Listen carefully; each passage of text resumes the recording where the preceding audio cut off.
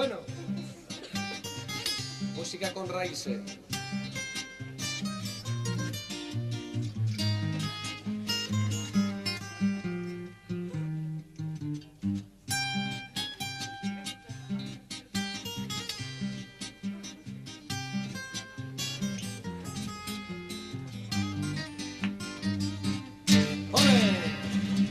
Antonio Sanmano. Momentos de gran emoción. 1000 años tardó en morirse, pero por fin la palmó. Los muertos del cementerio, ole, ole, están de fiesta mayor.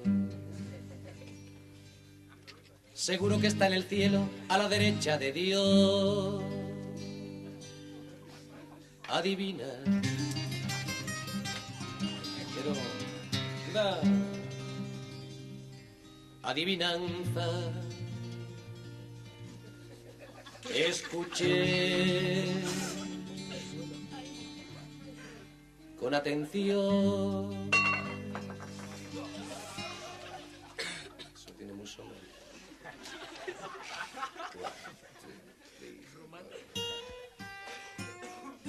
A su entierro de paisano asistió Napoleón, Torquemada y el caballo del noble Cid campeador. Marcelino de cabeza, marcándole a Rusia un gol. El coño de la Bernarda y un dentista de León. Y Celia Gámez, Manolete, San Isidro Labrador. Y el soldado desconocido a quien nadie conoció. Santa Teresa iba dando su brazo incorrupto a don Pelayo, que no podía resistir el mal olor. Y el marqués que ustedes saben iba muy elegantón, con uniforme de gala de la Santa Inquisición. Bernabéu encendía puros con billetes de millón. Y el niño Jesús de Praga, de primera comunión, 1512 monjas pidiendo con devoción al Papa Santo de Roma pronta canonización. Y un pantano inaugurado de los del Plan Badajoz. Y el Ku Klux Klan que no vino, pero mandó una adhesión. Y Rita la cantadora a pie, y don Cristóbal Colón. Y una teta disecada de Agustina de Aragón.